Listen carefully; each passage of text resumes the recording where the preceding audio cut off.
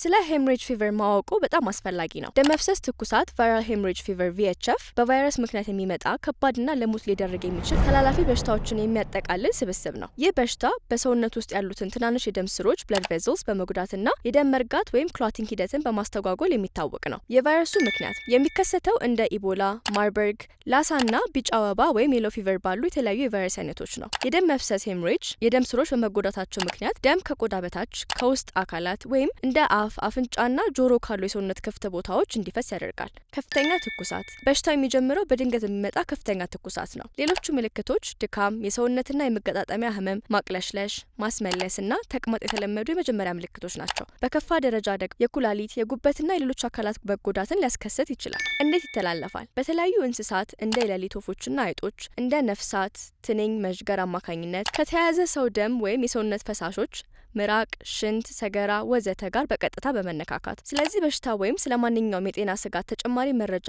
ወይም ምክር ከፈለጉ ኢቪኤም ኬርን በመጠቀም ከባለሙያ ጋር ማማከር ይችላሉ።